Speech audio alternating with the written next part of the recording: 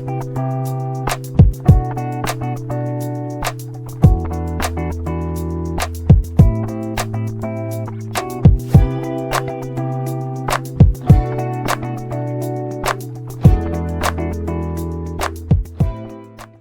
kembali lagi bersama saya Ahmad Masyidul Amin dalam Jadul Learning. Pada video ini saya akan menjelaskan mengenai fasilitas perpajakan yang ada di Indonesia. Dan apa kaitannya antara fasilitas perpajakan dengan manajemen perpajakan atau perencanaan perpajakan yang selama ini kita bahas. Oke, apa saja sih bentuk-bentuk fasilitas perpajakan yang bisa dimanfaatkan oleh wajib pajak dan bagaimana kita bisa merencanakan atau memanage pajak kita berdasarkan dengan pemanfaatan fasilitas-fasilitas tersebut. Lantas, apa saja yang perlu kita lakukan untuk mempersiapkan pemanfaatan dari fasilitas pajak tersebut? Yuk, langsung saja kita bahas lebih lanjut mengenai manajemen fasilitas perpajakan.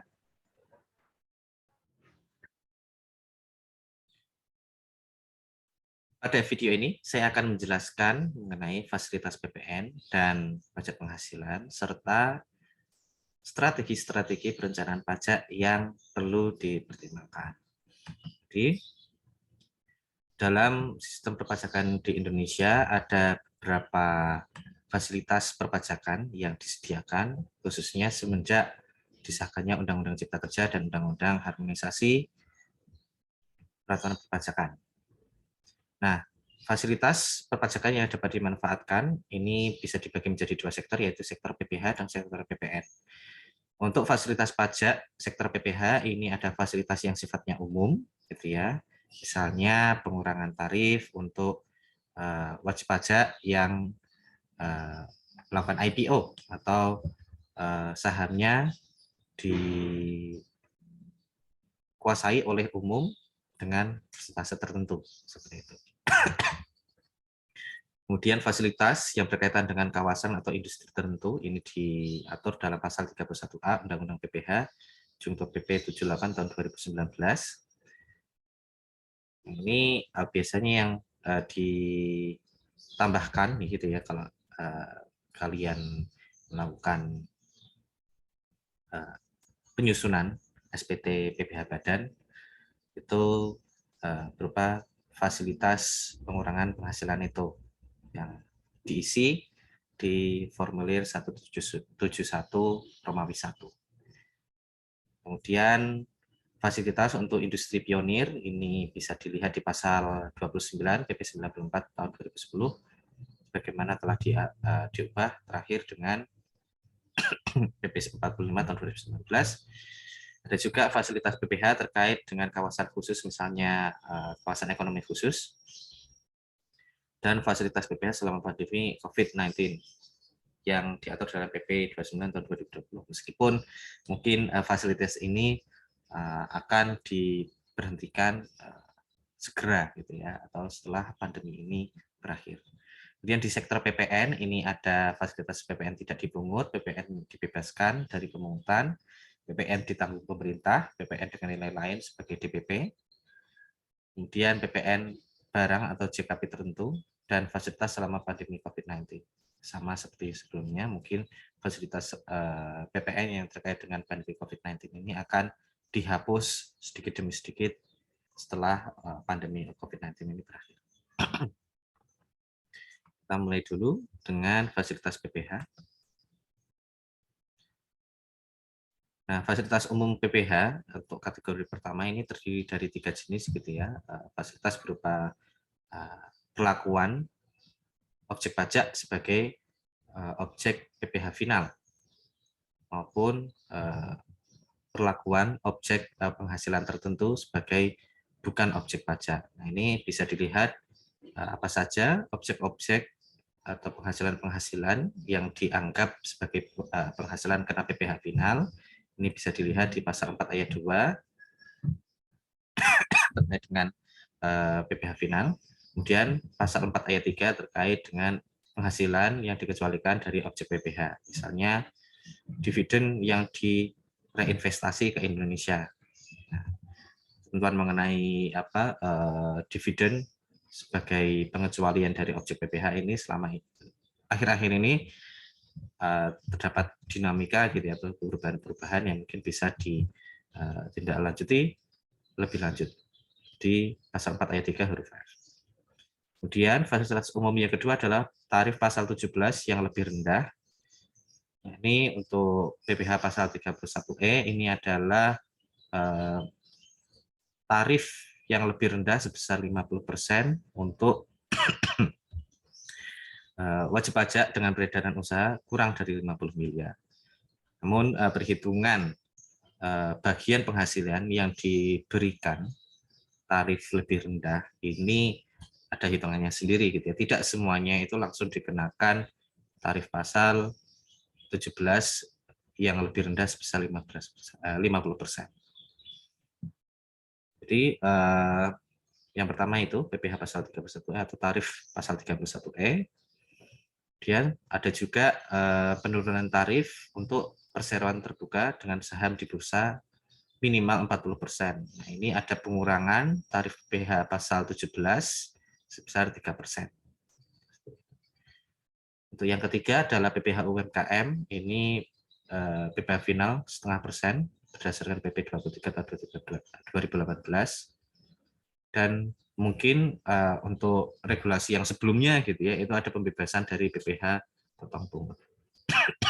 Ini adalah fasilitas umum PPh.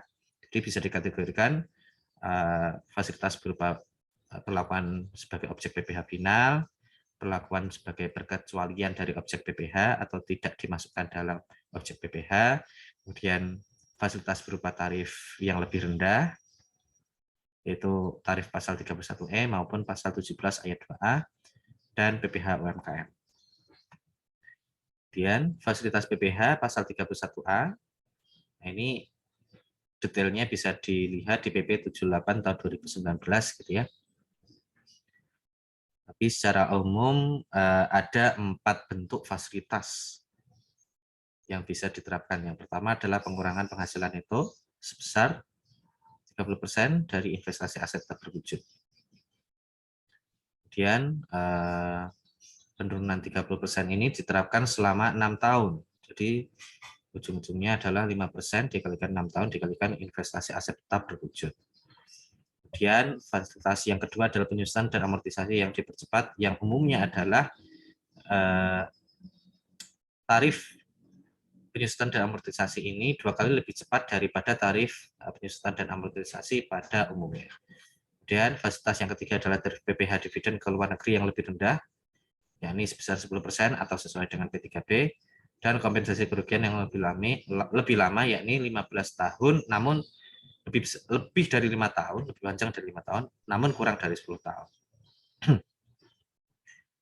Nah, wajib pajak seperti apa yang berhak untuk mengajukan fasilitas ini bisa dilihat di PP 78 tahun 2019. Dan pengajuannya dilakukan melalui permohonan sebelum beroperasi komersial gitu ya, diajukan permohonan sebelum operasi komersial melalui OSS, Online Single Submission System. Nah, biasanya fasilitas ini diberikan kepada wajib pajak yang belum beroperasi secara komersial gitu ya, atau wajib pajak yang baru mengembangkan bisnisnya itu, dan bisnisnya dikembangkan itu masuk dalam kategori yang diatur dalam PP 78 tahun 2019 atau industri-industri tertentu. Kemudian terdapat juga fasilitas terkait KAPET dan kawasan ekonomi khusus yang mirip dengan PP 78 tahun 2019 ya, dan bisa dilihat kalau untuk KAPET ini adalah PP 20 tahun 2000 bagaimana terakhir diubah dengan PP 147 tahun 2000, dan untuk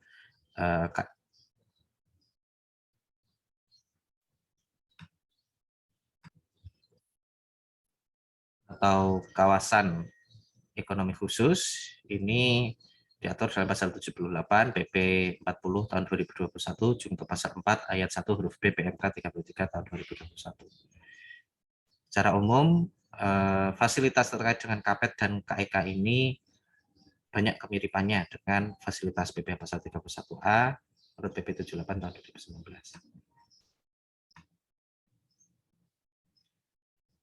Kemudian fasilitas PPH, industri pionir dan KEK, ini dasar hukumnya. Untuk yang KEK adalah PP 40 tahun 2021, Jungto PMK 33 2021. Kemudian industri pionir, ini PMK 94 2010, bagaimana terakhir diubah dengan PP 48 2019, Jungto PMK 130 tahun 2020. Fasilitas PPH untuk wajib pajak yang berada di KEK ini terdiri dari pengurangan. Nah, pengurangan penghasilan kena pajak, penghasilan neto fiskal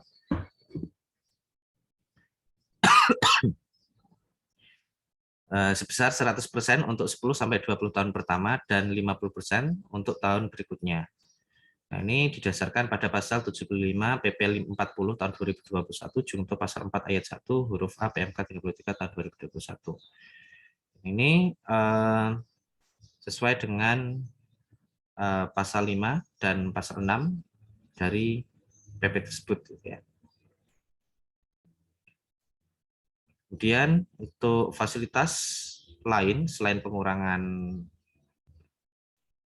PPh terutang, gitu ya.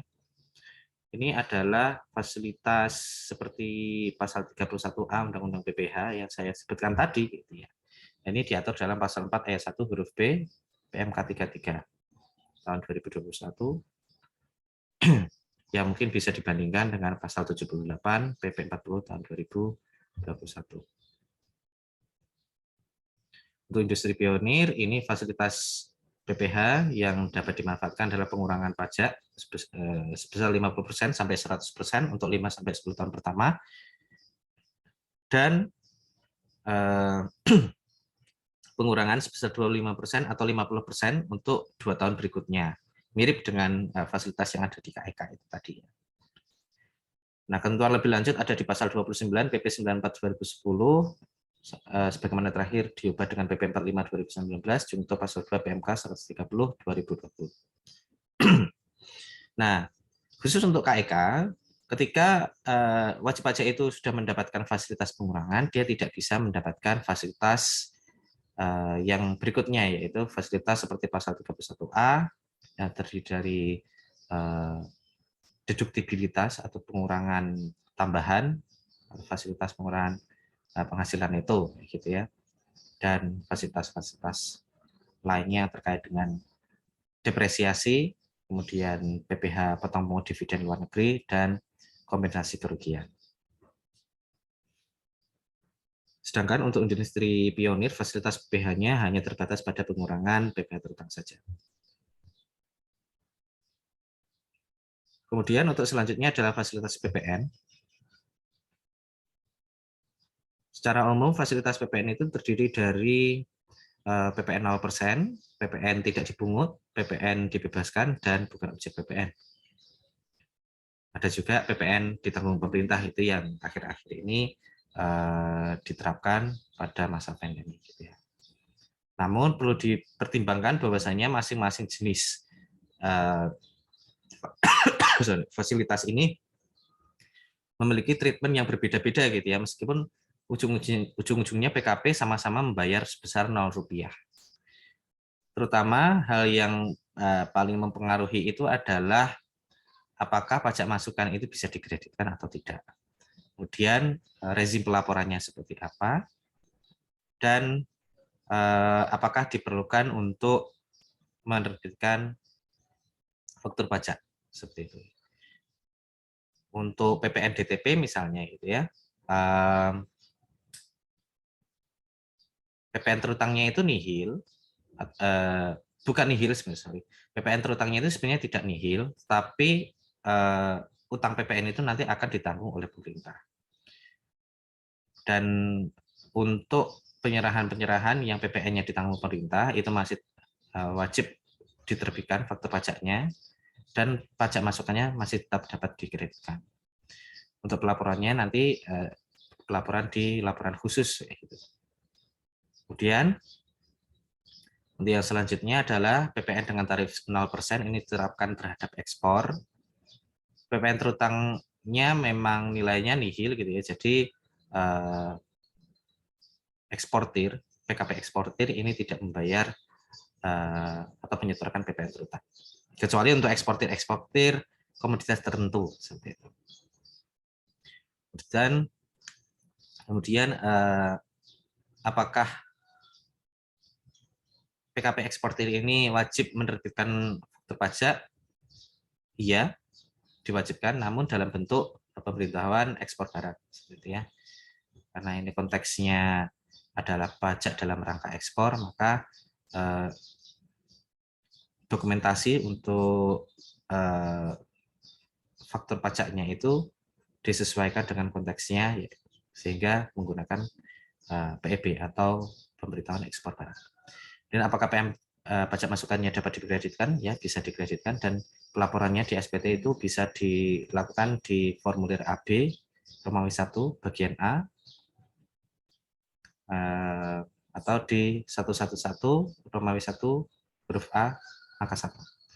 Dia untuk PPN tidak dipungut, ini biasanya berkaitan dengan kawasan tertentu atau kegiatan impor dengan tujuan ekspor, dan penyerahan-penyerahan yang berkaitan dengan tujuan pertahanan. PPN terutangnya nihil, kemudian PPN-nya ini wajib diterbitkan faktur pajak, gitu ya, penyerahannya ini masih diwajibkan untuk diterbitkan faktur pajak meskipun kodenya berbeda dengan kode yang umum. Dan apakah pajak masukannya dapat dikreditkan? Ya, dapat dikreditkan. Kemudian bagian SPT-nya bisa dilihat di tabel ini ya. Kemudian untuk PPN dibebaskan, ini biasanya diberikan untuk BKP atau JKP strategis atau BKP atau JKP tertentu, kemudian BKP atau JKP yang diserahkan kepada perwakilan lembaga internasional atau perwakilan negara diplomatik gitu ya, dan bandar udara. Nah, berbeda dengan PPN tidak dipungut, pajak masukan terkait dengan penyerahan yang PPN-nya dibebaskan itu PM-nya tidak dapat dikreditkan atau pajak masukannya tidak dapat dikreditkan. Itulah perbedaan dengan PPN tidak dipungut. Meskipun PPN atas penyerahan yang dibebaskan dari PPN itu memang nihil gitu ya, jadi tidak PKP yang melakukan penyerahan itu tidak perlu menyetorkan PPN kepada kas negara. Tapi yang harus diperhatikan adalah bahwasanya pajak masukannya tidak dapat dikreditkan. Kemudian yang terakhir adalah bukan objek pajak. Ini diatur dalam pasal 1A, pasal 4, dan pasal 4A dari Undang-Undang PPN, bisa dicermati. Dan setelah adanya Undang-Undang HPP ini ada banyak sekali objek-objek yang bukan merupakan objek PPN yang sekarang menjadi objek PPN, atau statusnya sebagai bukan objek PPN itu dihilangkan atau dihapus. PPN-nya apakah terutang? Tentu saja tidak terutang, jadi tidak ada penyetoran dari pihak yang melakukan penyerahan ini kepada kas negara. Kemudian apakah diwajibkan untuk menerbitkan faktur pajak? Tidak juga, karena bukan objek PPN gitu ya. Apakah pajak masukan dapat dikreditkan? Nah, ini karena objek-objek tersebut bukan objek PPN, maka seharusnya tidak ada pajak masukannya gitu. Namun apabila ada pajak masukan yang berkaitan dengan dukungan atau kegiatan yang mendukung penyerahan objek-objek selain bukan objek PPN itu, maka pajak PPN masukan atas BKP atau JKP tertentu tidak bisa dikreditkan.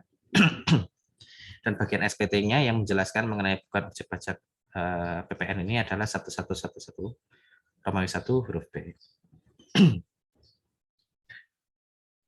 Jadi perbedaan utamanya itu lebih banyak ke apakah pajak masukannya ini dapat dikreditkan gitu ya. Untuk PPN tidak dipungut, PPN DTP, PPN 0% gitu.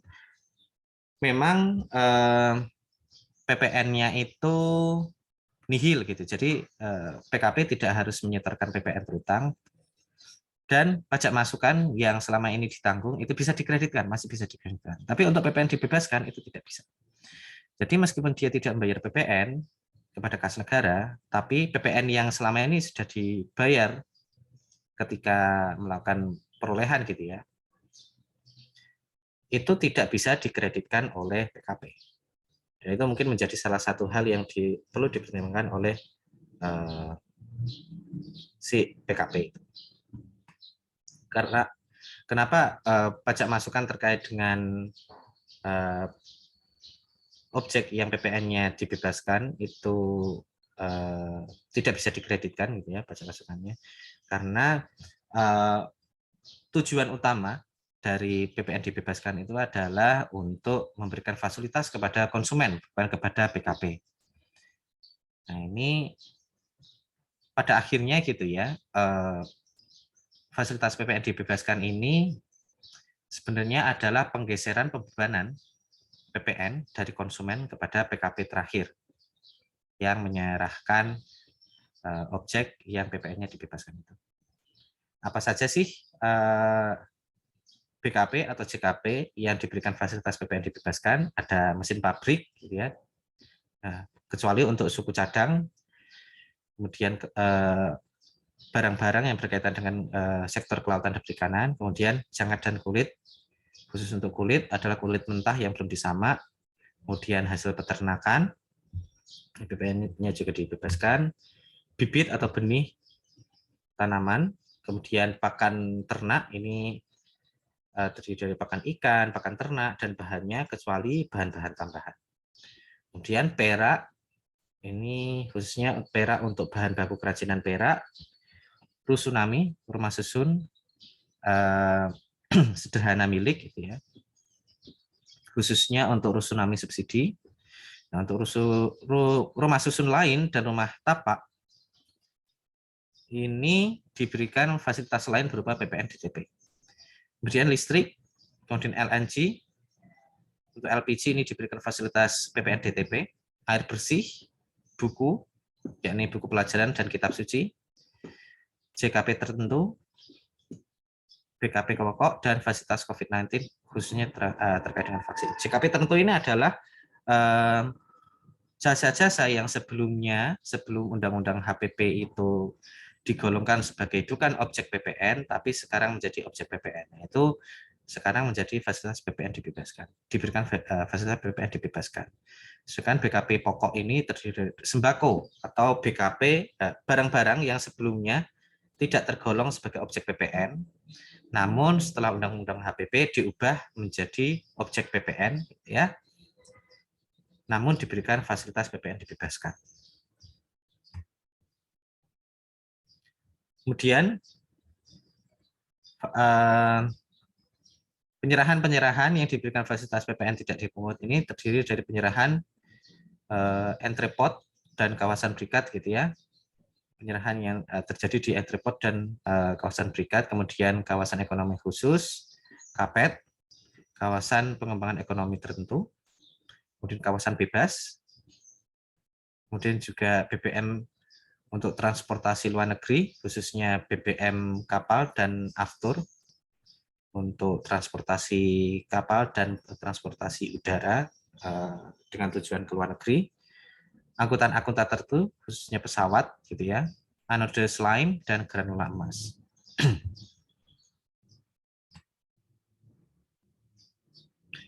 Nah, untuk ketentuan-ketentuan lebih lanjut gitu ya, untuk fasilitas PPN tidak dipungut ini bisa dilihat di PP 3 tahun 1996, entrepot produksi untuk tujuan ekspor dan kapasan berikat, dan PP 20 tahun 2000, STDD PP 147 2000, kawasan pengembangan ekonomi terpadu atau KAPET, PP 32 2009, STDD PP 85 2015, tempat untuk tempat penimbunan berikat, PP 71 2012 terkait dengan aftur dan penerbangan luar negeri, PP 15 2015 terkait dengan BBM kapal luar negeri, PP 50 2019 untuk angkutan tertentu, PP 40 tahun 2021 untuk kawasan ekonomi khusus, PP 41 2021, 41 2021 untuk free trade zone dan free port, dan PP 70 tahun 2021 terkait dengan anode slime dan emas granula.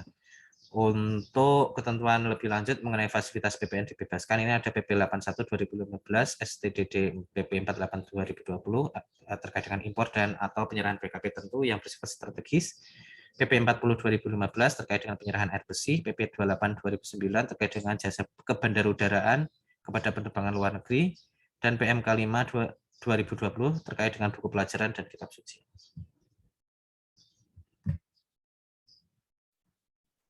Nah, ini semacam skenario gitu ya terkait dengan PPN masukan untuk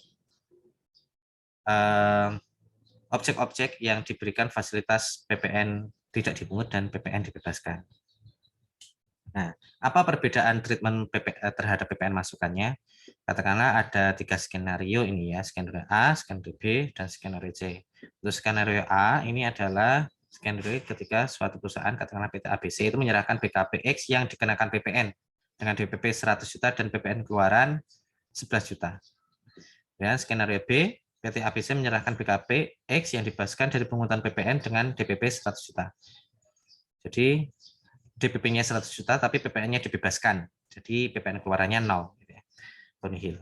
Sedangkan untuk skenario C, PT ABC ini menyerahkan BKPX yang PPN-nya tidak dipungut dengan DPP 100 juta. Karena PPN-nya tidak dipungut, maka PPN keluarannya adalah nihil. Untuk memproduksi X, PT ABC mengeluarkan perolehan BKP dengan DPP 50 juta dan PPN masukannya 5,5 juta. Bagaimana nih perhitungan PPN terutang per masanya? Seperti itu ya. Dengan masing-masing skenario ini.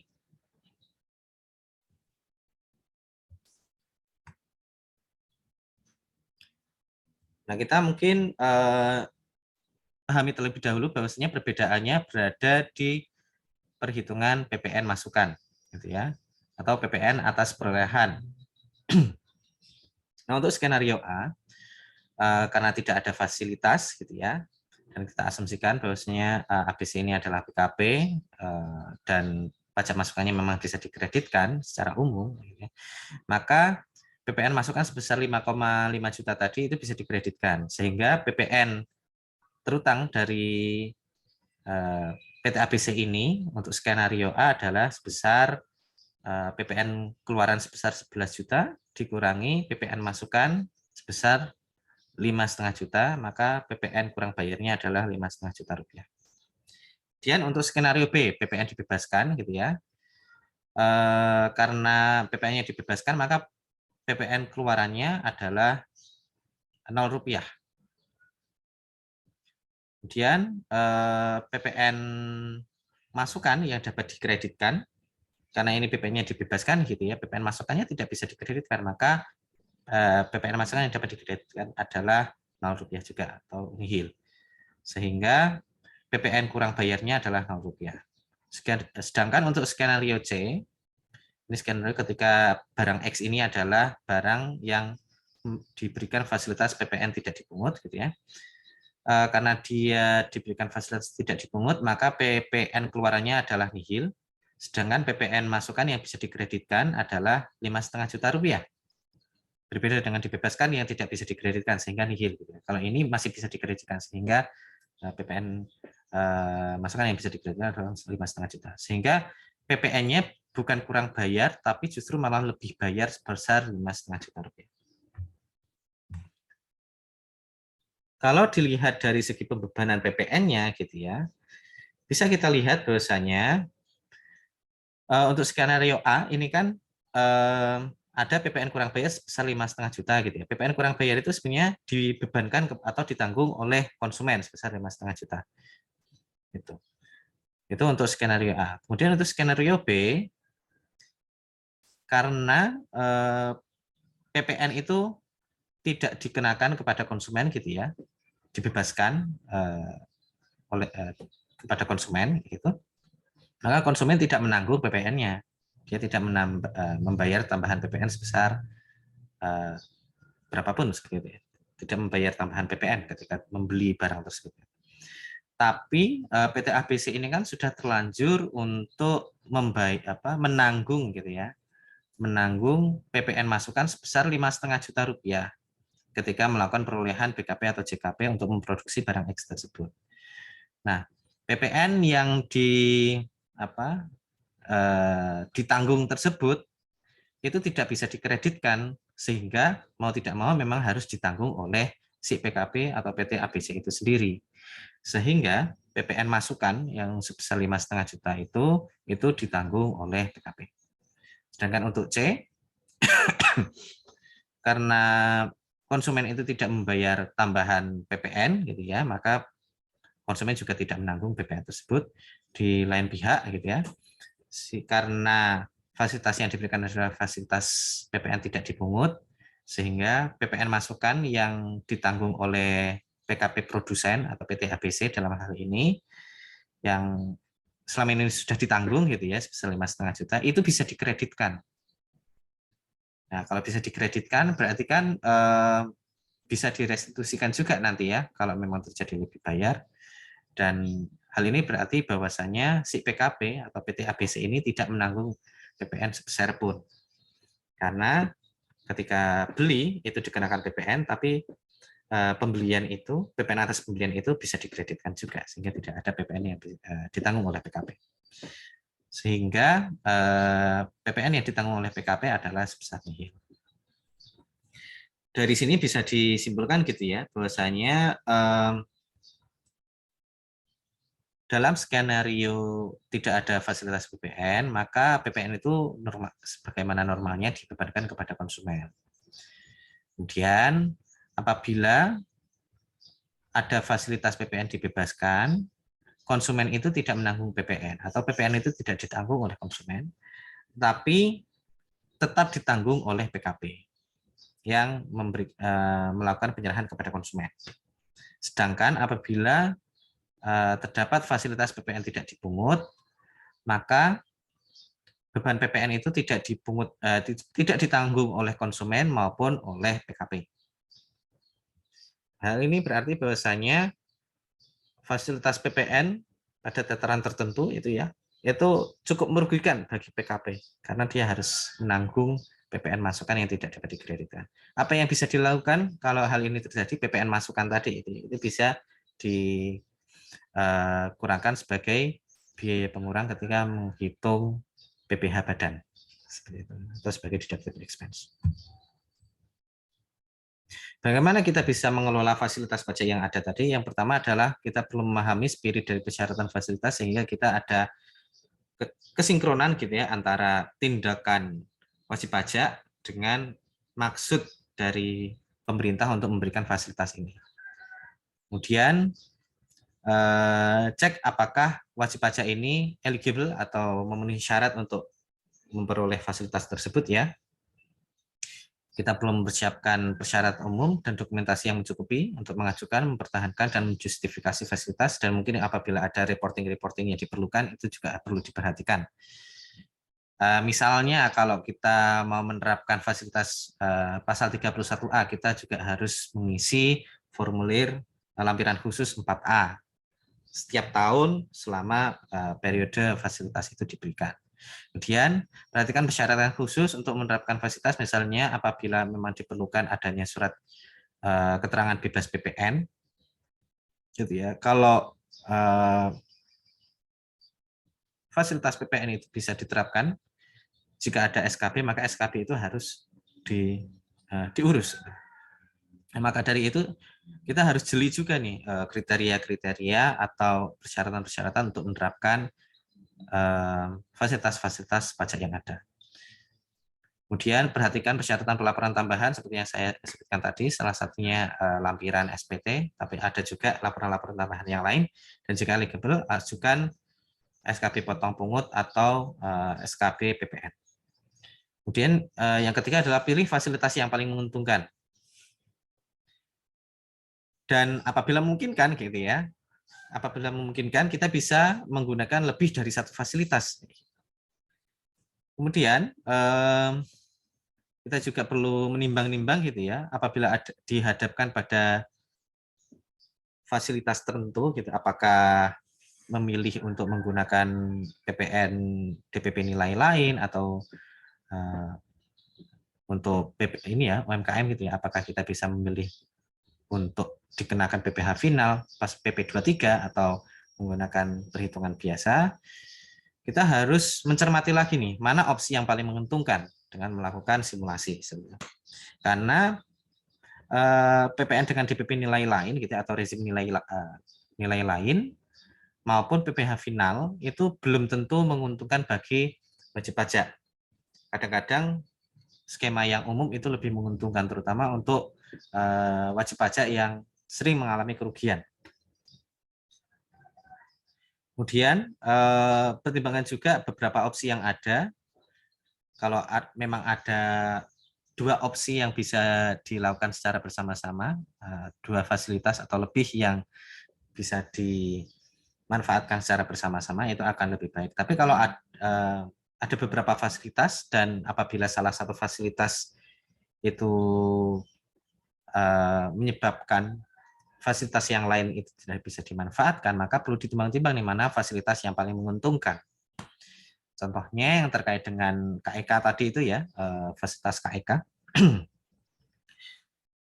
Wajib pajak kan sebenarnya dihadapkan pada opsi apakah mau menerapkan fasilitas yang mirip dengan fasilitas PPh pasal 31A atau fasilitas pengurangan PPh terutang. Mana nih yang lebih menguntungkan? Itu perlu dipertimbangkan.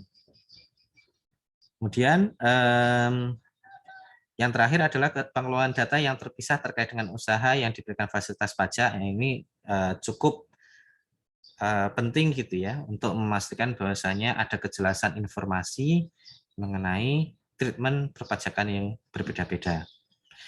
Khususnya adalah pajak masukan yang dapat dikreditkan versus pajak masukan yang tidak dapat dikreditkan. Jika penyerahan tertentu itu diberikan fasilitas PPN dibebaskan seperti itu. Kenapa demikian? Ini untuk menjadi dasar pembuktian gitu ya, bahwasanya ini loh pajak masukan yang tidak terkait dengan PPN dibebaskan, penyerahan yang PPN-nya dibebaskan gitu ya. Dan ini loh pajak masukan yang tidak berkaitan dengan itu. Selain memisahkan PM yang dapat dikreditkan dan PM yang tidak dapat dikreditkan atau PPN masukan yang berkaitan dengan PPN keluaran yang dibebaskan atau penyerahan yang dibebaskan dari PPN gitu ya. Dan mana PPN masukan yang tidak berkaitan gitu ya. Ada juga nih mungkin pengelolaan data yang terpisah gitu ya terkait dengan PPh final. Karena begini, ketika kita mendapatkan fasilitas PPh final gitu ya, biaya-biaya yang berkaitan dengan objek pajak yang dikenakan PPh final itu tidak bisa dideduksikan gitu, atau tidak bisa dikurangkan sebagai biaya pengurang ketika menghitung penghasilan kena pajak yang harus dilaporkan setiap tahun dalam SPT PPh tahunan. Ini harus dipisahkan, di mana sih biaya-biaya yang berkaitan dengan aktivitas pemrolehan, penagihan, dan pemeliharaan penghasilan-penghasilan yang dikenakan PPh final. Baik, itu tadi video penjelasan dari saya. Semoga video penjelasan ini bermanfaat buat kalian yang menonton video ini. Jangan lupa untuk cek video-video yang saya berikan pada channel ini. Semoga video yang saya berikan kepada kalian bisa bermanfaat, khususnya bagi kalian yang ingin belajar lebih lanjut mengenai pajak dan manajemen perpajakan. Sampai jumpa di video berikutnya dan terima kasih telah menonton video ini.